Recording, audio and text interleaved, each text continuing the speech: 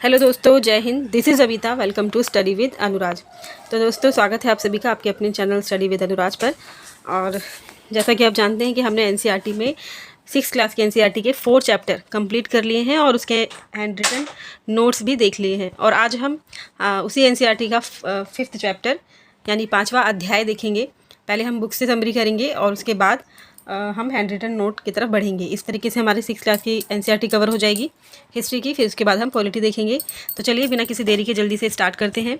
देखिए, 5वां जो चैप्टर है उसका नाम है राज्य राजा और एक प्राचीन गणराज्य। ठीक है, इसमें हम राजा देखेंगे, उनके राज्य देखेंगे और उनके प्राचीन गणराज्य के बारे में पढ़ेंगे। ठीक है, तो चलिए शुरू करते हैं। अब यहाँ पे शुरुआत की गई है चुनाव का एक दिन। चुनाव का दिन मतलब एक थोड़ा सा एग्जाम्पल से स्टार्ट किया गया है सभी चैप्टरों को।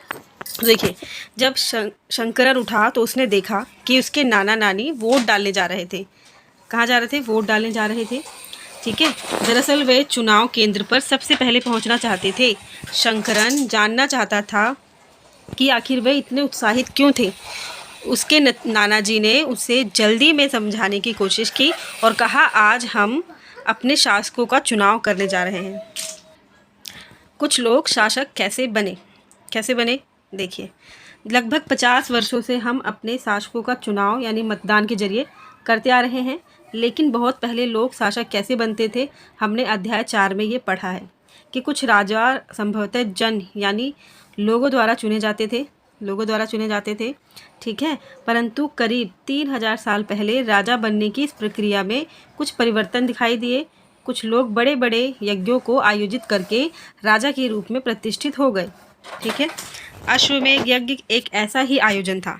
अश्वमेध यज्ञ सुना होगा आपने इसके बारे में। अश्वमेध यज्ञ एक ऐसा आयोजन था। इसमें एक घोड़े को राजा के लोगों की देखरेख में स्वतंत्र विचरण के लिए छोड़ दिया जाता था। इस घोड़े को किसी दूसरे राजा ने रोका तो उसे वहां अश्वमेध यज्ञ करने वाले राजा से लड़ाई करनी पड़ती थी। अगर उन्होंने घोड़े को जाने दिया तो इसका मतलब ये होता था कि अश्वमेध यज्ञ करने वाला राजा उनसे ज़्यादा शक्तिशाली था। इसके बाद उन राजाओं को यज्ञ में आमंत्रित किया जाता था। यह विशिष्ट पुरोहित द्वारा संपन्न किया जाता था। इसके लिए उन्हें उपहारों से सम्मानित किया जाता था। अश्वमेध यज्ञ करने वाले राजा बहुत शक्तिशाली माने जाते थे। यज्ञ में आमंत्रित सभी राजा उसके लिए उपहार लाते थे। ठीक है, यहाँ तक आपने समझा। अब आगे देखिए, इन सभी आयोजनों में राजा का मुख्य स्थान होता था। उसे राज सिंहासन या बाघ की खाल के एक विशेष आसन पर बैठाया जाता था। युद्ध क्षेत्र में राजा का सारथी ही उसका सहचर होता था। यज्ञ के अवसर पर वह राजा की विजयों तथा अन्य गुणों का गान करता था। राजा के सगे संबंधी, खासकर उसकी रानियों तथा पुत्रों को भी कई छोटे छोटे अनुष्ठान करने होते थे। अन्य सारे आमंत्रित राजाओं का काम सिर्फ बैठकर यज्ञ की पूरी प्रक्रिया को देखना भर था। ठीक है, ऐसे होते थे सारे काम। और राजा के ऊपर पुरोहित पवित्र जल के छिड़काव के साथ साथ अन्य कई अनुष्ठान करता था। विष अथवा वेश्य, विष हमने आगे ऊपर पढ़ा था। लास्ट चैप्टर में जो 4th चैप्टर हमने देखा था उसमें देखा था हमने विष और वैश्य के बारे में। ठीक है, जैसे सामान्य लोग उपहार लाते थे जिन्हें पुरोहित शूद्र मानते थे। क्या मानते थे? शूद्र मानते थे। विष और वैश्य कौन थे? शूद्र थे। उन्हें कई अनुष्ठानों में शामिल नहीं किया जाता था। ये उस टाइम से ही चला आ रहा है। इस यज्ञ में उपस्थित होने वालों की एक सूची बनाओ और पेशे के आधार पर वहाँ कौन से वर्ग आते थे इनके बारे में ये एक क्रियाकलाप दिया हुआ है इसमें। अब देखिए, वर्ण क्या था? वर्ण इस समय उत्तर भारत में खासकर गंगा यमुना क्षेत्र में कई ग्रंथ रचे गए। ऋग्वेद के बाद रचे होने के कारण ये उत्तर वैदिक ग्रंथ कहे जाते हैं। ऋग्वेद सबसे पुराना, सबसे पहला ग्रंथ था। उसके बाद जो ग्रंथ रचे गए उनको क्या बोलते हैं? उत्तर वैदिक ग्रंथ बोलते हैं। ठीक है, उनके अंतर्गत सामवेद आता है, यजुर्वेद, अथर्ववेद तथा अन्य ग्रंथ शामिल हैं। पुरोहितों द्वारा रचित इन ग्रंथों में विभिन्न प्रकार के अनुष्ठान और उनके संपादन की विधियाँ बताई गई हैं। इनमें सामाजिक नियमों के बारे में भी बताया गया है। ठीक है, उस समय समाज में कई समूह थे जिनमें पुरोहित, योद्धा, कृषक, पशुपालक, व्यापारी, शिल्पकार, श्रमिक, मछली पकड़ने वाले तथा जंगल में रहने वाले लोग भी शामिल थे उस समय। ठीक है, जहाँ कुछ पुरोहित तथा योद्धा वैभवशाली थे वहीं कुछ कृषक क्या थे? व्यापारी और धनवान भी थे। दूसरी ओर पशुपालक, शिल्पकार, श्रमिक, मछली पकड़ने वाले, शिकारी तथा भोजन संग्राहक क्या थे? ये निर्धन थे। देखिए आगे देखिए, पुरोहितों ने लोगों को 4 वर्णों में विभाजित किया। किसने? पुरोहित जो थे उस टाइम पे, उन्होंने लोगों को 4 वर्णों में विभाजित किया। वर्ण व्यवस्था यहीं से स्टार्ट हुई। और जिन्हें वर्ण कहते हैं, क्या कहते हैं? वर्ण कहते हैं। उनके अनुसार प्रत्येक वर्ण के अलग अलग कार्य निर्धारित थे। पहला वर्ण ब्राह्मणों का था। उनका काम वेदों का अध्ययन करना था और यज्ञ करना था, जिनके लिए उन्हें उपहार मिलता था। दूसरे स्थान शासकों का था। दूसरा स्थान क्या था? शासकों का था, जिन्हें क्षत्रिय कहा जाता था और उनका काम युद्ध करना होता था, लोगों की रक्षा करना था। तीसरे स्थान पर विश्य यानी कि वैश्य आते थे। इनमें कौन थे? इनमें कृषक, पशुपालक, व्यापारी आते थे। और क्षत्रिय और वैश्य दोनों को ही यज्ञ करने का अधिकार प्राप्त था। वर्णों में अंतिम स्थान जो था वो था शूद्रों का, और इनका काम अन्य तीनों वर्णों की क्या करना? सेवा करना होता था। इन्हें कोई अनुष्ठान करने का अधिकार नहीं था। प्राय औरतों को भी शूद्रों के समान माना गया। महिलाओं तथा शूद्रों को वेदों के अध्ययन का अधिकार नहीं था। ये वर्ण व्यवस्था की बात है। ऐसे वर्ण व्यवस्था स्टार्ट हुई। ठीक है, अब आगे देखते हैं कि पुरोहितों के अनुसार सभी वर्णों का निर्धारण जन्म के आधार पर होता था। कैसे? पुरोहितों के अनुसार क्या था कि जो सभी वर्ण थे उनका जो निर्धारण होता था वो जन्म के आधार पर होता था। उदाहरण के तौर पर ब्राह्मण, माता पिता की संतान ब्राह्मण होती थी। बाद में कुछ लोगों को अछूत माना गया और अछूत वर्गों में कुछ शिल्पकार, शिकारी तथा भोजन संग्राहक भी शामिल थे। साथ ही इनमें वे लोग भी आते थे जो शवों को दफनाने या जलाने का काम करते थे। इन लोगों से संपर्क अपवित्र माना जाता था। कई लोगों ने ब्राह्मणों द्वारा बनाई हुई इस वर्ण व्यवस्था को स्वीकार नहीं किया। कुछ राजा स्वयं को पुरोहित से श्रेष्ठ मानते थे। कुछ लोग जन्म के आधार पर वर्ण निर्धारण सही नहीं मानते थे। विरोध तब भी हो रहे थे। ठीक है, इसके अतिरिक्त कुछ लोग व्यवसाय के आधार पर लोगों के बीच में भेदभाव उचित नहीं समझते थे, जबकि कुछ लोग चाहते थे कि अनुष्ठान संपन्न करने के अधिकार सबका हो। कई लोगों ने छुआछूत की आलोचना की। इस उपमहाद्वीप के पूर्वोत्तर क्षेत्र जैसे कई इलाकों में सामाजिक आर्थिक असमानता बहुत कम थी। यहाँ पुरोहित का प्रभाव भी सीमित था। कई इलाकों में सीमित था प्रभाव, लेकिन कई इलाकों में ये व्यवस्था थी। ठीक है, अब आगे हम देखेंगे जनपद क्या था।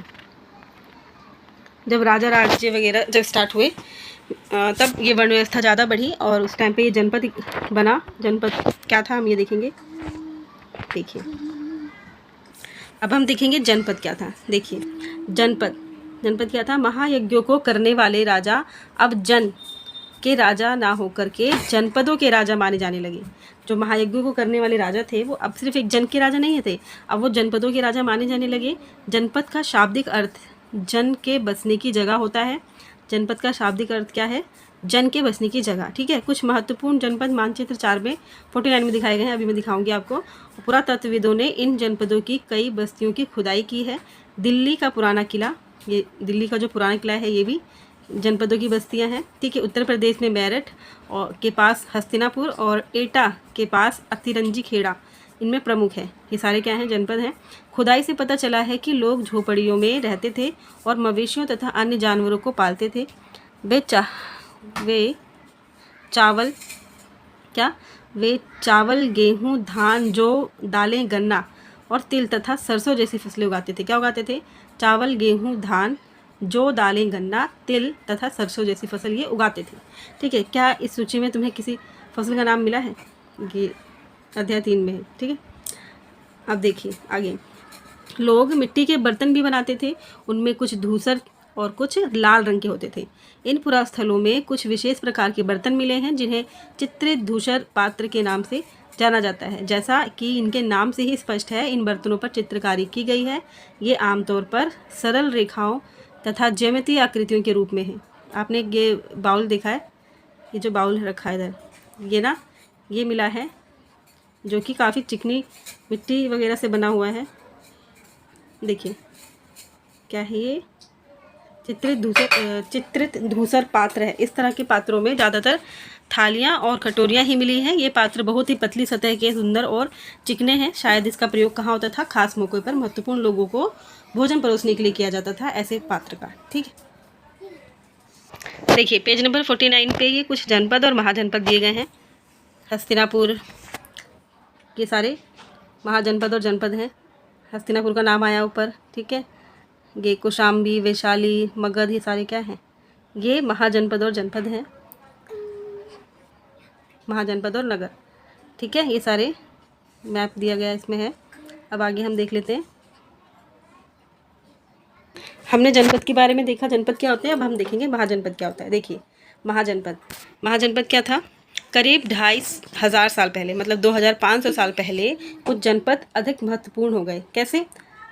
करीब 2500 वर्ष पहले क्या हुआ कि कुछ जो जनपद थे वो बहुत महत्वपूर्ण हो गए, उन्हें महाजनपद कहा जाने लगा। बड़े हो गए होंगे, महत्वपूर्ण हो गए होंगे, और इसलिए इन्हें महाजनपद कहा जाने लगा। मानचित्र 4 में कुछ महाजनपदों को दिखाया गया है। अधिकतर महाजनपदों की एक राजधानी होती थी। कई राजधानियों में किलेबंदी की गई थी, अर्थात इनके चारों ओर लकड़ी, ईंट, पत्थर की ऊंची दीवारें बनाई गई थी। देखिए, ऐसा लगता है कि लोगों ने अन्य राजाओं के आक्रमण से डरकर अपनी सुरक्षा के लिए इन किलों का निर्माण किया होगा, और कुछ राजा अपनी राजधानी के चारों ओर विशाल, ऊंची, प्रभावशाली दीवार खड़ी कर अपनी समृद्धि और शक्ति का प्रदर्शन भी करते थे। इस तरह से किले के अंदर रहने वाले लोगों और उस क्षेत्र पर नियंत्रण रखना भी सरल हो जाता होगा। इस तरह की विशाल दीवार बनाने के लिए व्यापक योजना की आवश्यकता थी, और लाखों की संख्या में ईंटों तथा पत्थरों का इंतजाम करना पड़ता था। ठीक है, हजारों स्त्री पुरुषों तथा बच्चों ने इसके लिए अथक परिश्रम किया होगा। इसके लिए संसाधनों की आवश्यकता भी पड़ती होगी। ठीक, अब देखिए, अब राजा सेना रखने लगे थे। क्या था, महाजनपद जब बने तब राजाओं ने सेना रखना स्टार्ट किया, और सिपाहियों को नियमित वेतन देकर पूरे साल रखा जाता था। कुछ भुगतान संभवतः आहत सिक्कों अभी दिखाऊंगी 84 पे, और के रूप में होता था। कुछ सिक्के कैसे थे, आहत सिक्के के रूप में उनका जो वेतन दिया जाता था। इन सिक्कों के बारे में हम अध्याय 8 में पढ़ेंगे। महाजनपदों के राजा ऋग्वेद में उल्लेखित राजाओं से किस प्रकार भिन्न थे, 2 अंतर बताने हैं। ये देखिए, ये एक चित्र दिया हुआ है। ये है कौसाम्बी किले की दीवार। कौसाम्बी किले की दीवार का चित्र दिया हुआ है। ये चित्र आधुनिक उत्तर प्रदेश के इलाहाबाद के पास मिली एक ईंट की दीवार का अवशेष है, और इसके एक भाग का निर्माण संभवतः कब हुआ था, 250 साल पहले हुआ था। ये दीवार मिली है, ये देखिए, 250 साल पुरानी ये दीवार मिली है। अब देखते हैं हम कर क्या था। कर, देखिए, कर क्या था। कर, महाजनपदों के राजा विशाल किले बनवाते थे और बड़ी सेना रखते थे, इसलिए प्रचुर संसाधनों की आवश्यकता होती थी। इसके लिए उन्हें कर्मचारियों की भी आवश्यकता होती थी। अतः महाजनपदों के राजा लोगों द्वारा समय समय पर लाए गए उपहारों पर निर्भर न रहकर वह अब नियमित रूप से कर वसूलने लगे थे। ठीक है, इन सारी रख रखाव के लिए काफ़ी संसाधनों की आवश्यकता होती थी, जिसके लिए उन्होंने क्या किया था कि कर वसूलना स्टार्ट कर दिया था। कब, ये जब राजा राजे और प्राचीन गणराज्य का निर्माण हुआ तब। ठीक है, अब कर वसूलने लगे थे। कैसे, देखो, फसलों पर लगाए गए कर सबसे महत्वपूर्ण थे। कर कौन कौन से थे हम ये देखेंगे। फसलों पर कर लगाए गए जो कि बहुत महत्वपूर्ण थे, और क्योंकि अधिकांश लोग कृषक ही थे, प्राय उपज का 1/6वां भाग कर के रूप में निर्धारित किया जाता था। ठीक है, जिसे भाग कहा जाता था। क्या बोलते थे, भाग कहा जाता था, जो कि फसलों पर लगता था। और कारीगरों के ऊपर भी कर लगाए जाते थे। किसके ऊपर, कारीगर जो होते थे उनके ऊपर भी कर लगाए गए, जो प्राय श्रम के रूप में चुकाए जाते थे। जैसे कि एक बुनकर, लोहार तथा सुनार को राजा के लिए महीने में 1 दिन काम करना पड़ता था, और पशुपालकों को जानवरों या उनके उत्पाद के रूप में कर देना पड़ता था। व्यापारियों को सामान खरीदने बेचने पर भी कर देना पड़ता था, और आखेटकों तथा संग्राहकों को जंगल से प्राप्त वस्तुएं देनी पड़ती थी। ये सब क्या था, कर था। ठीक है, आखेटक तथा खाद्य संग्राहक राजाओं को क्या देते होंगे, सोचिए आप। देखिए, कृषि में परिवर्तन, जल्दी जल्दी रीडिंग करेंगे वरना वीडियो ज़्यादा लंबी हो जाएगी। तो चलिए हम जल्दी देख लेते हैं कृषि में परिवर्तन कैसे आया। देखिए, इस युग में कृषि के क्षेत्र में 2 बड़े बदलाव आए, 2 बड़े परिवर्तन आए। कैसे, हल के फाल अब लोहे के बनने लगे। अब ये लोह युगीन सभ्यता स्टार्ट हो गई। हल के जो फाल थे अब लोहे के बनने लगे। अब कठोर जमीन को लकड़ी के फाल की तुलना में लोहे के फाल से आसानी से जोता जा सकता था। इससे फसलों की उपज बढ़ गई, और दूसरे लोगों ने धान के पौधों का रोपण भी शुरू कर दिया। अर्थात खेतों में बीज छिड़ककर धान उपजाने के बजाय अब धान के पौध तैयार करके रोपण शुरू किया, जो अभी तक चल रही है। ठीक है, अब पहले की तुलना में बहुत ज़्यादा पौधे जीवित रह जाते थे, इसलिए पैदावार भी ज़्यादा होने लगी। इससे कमर तोड़ परिश्रम लगता था। इसमें क्या लगता था? कमर तोड़ परिश्रम लगता था। ये काम ज़्यादातर दासी या भूमिहीन जो खेतिहर मजदूर थे वो करते थे। अब एनसीईआरटी में कुछ महाजनपदों का सूक्ष्म निरीक्षण दिया गया है, चलिए देख लेते हैं। पहला जो महाजनपद था वो था मगध। मगध के बारे में दिया हुआ है। मगध के बारे में, जो कि मानचित्र हम 49 में देखेंगे अभी। मगध लगभग 200 सालों के भीतर मगध सबसे महत्वपूर्ण जनपद बन गया। ठीक है, जनपद बन गया। गंगा और सोन जैसी नदियाँ मगध से होकर बहती थी। कौन सी नदियाँ? गंगा और सोन नदियाँ मगध से होकर बहती थी। और यातायात, जल वितरण और ज़मीन को उपजाऊ बनाने के लिए बहुत महत्वपूर्ण थी। जो कि क्या थी कि यातायात और जल वितरण तथा ज़मीन को उपजाऊ बनाने के लिए बहुत महत्वपूर्ण थी ये नदियाँ। मगध का एक हिस्सा जंगलों से भरा था। इन जंगलों में रहने वाले हाथियों को पकड़कर और उन्हें प्रशिक्षित कर सेना के काम में लगाया जाता था। यही नहीं, जंगलों से घर, गाड़ियाँ तथा रथ बनाने के लिए लकड़ी मिलती थी। इसके अलावा इस क्षेत्र में लोह जो अयस्क है उनके खदाने थे और मजबूत औजार और हथियार बनाने के लिए ये बहुत उपयोगी थे। ये सारी चीज़ें मिलने लगी कहाँ से? मगध से। ठीक है, अब मगध में दो बहुत ही शक्तिशाली शासक हुए। मगध में क्या हुए? दो बहुत ही शक्तिशाली शासक हुए, जिनका नाम क्या था? बिंबिसार तथा अजातशत्रु। बिंबिसार और अजातशत्रु। ठीक है, अन्य जनपदों को जीतने के लिए ये हर संभव साधन अपनाते थे। महापद्म एक महत्वपूर्ण शासक थे। कौन थे? महापद्म एक महत्वपूर्ण शासक थे।